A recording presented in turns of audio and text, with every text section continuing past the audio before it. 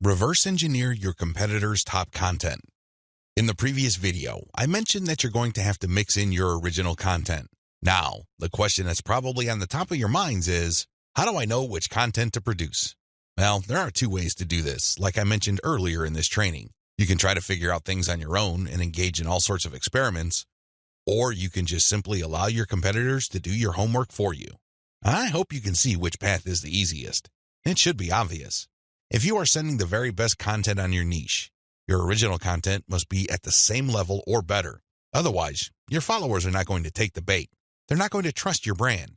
They appreciate the fact that you're collecting all this information, and they're probably going to stick around and follow your social media accounts.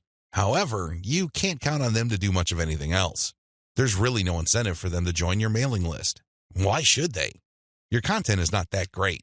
They only need to compare the kind of original content you produce with the other top-notch third-party stuff you're sharing to see your weakness. Do you see the problem here? You have to produce top content if you want your brand to be credible. Thankfully, this is easier than you think. Simply reverse engineer your competitors. Look at their most successful stuff. How do you know? Look at the social media indicators of their content. How many likes does their top content get? How many shares? Is there any other indicator that shows that this content actually has traction?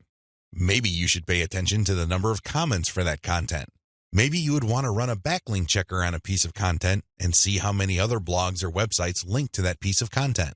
This is how you measure the overall success of any single piece of content so you can use it as a template, if you will, for your own content. I'm not saying that you should rip it off. Instead, I'm encouraging you to use it as a starting point and come up with something so much better. Focus on what works.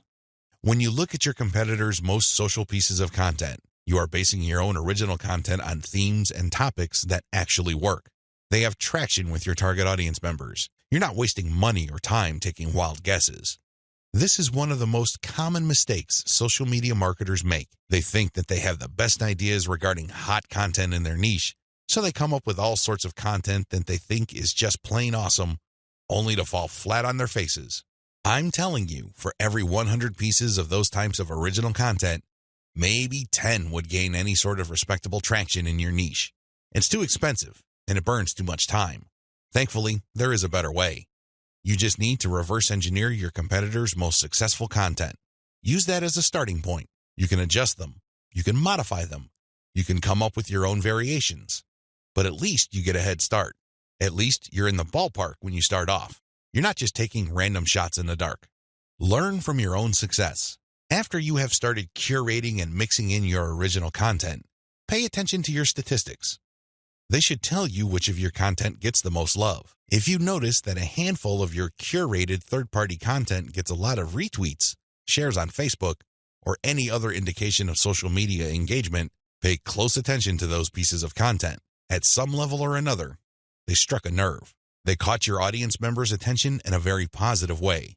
Find these successful curated pieces of content and create original versions of them. Similarly, if you have many different original pieces of content, only a handful of them will be really successful. Pay attention to those.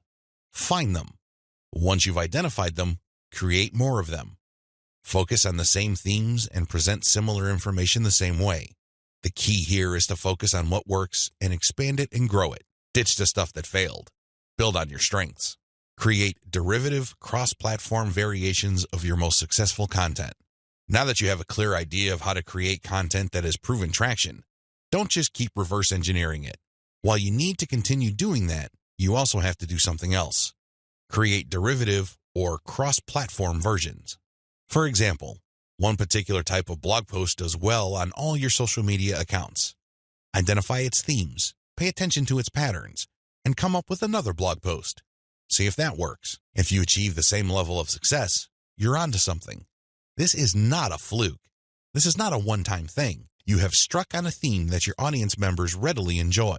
The next step is to take things to a whole other level. Instead of just cranking out yet another blog post, create videos about that theme. Make specialized diagrams. Produce infographics.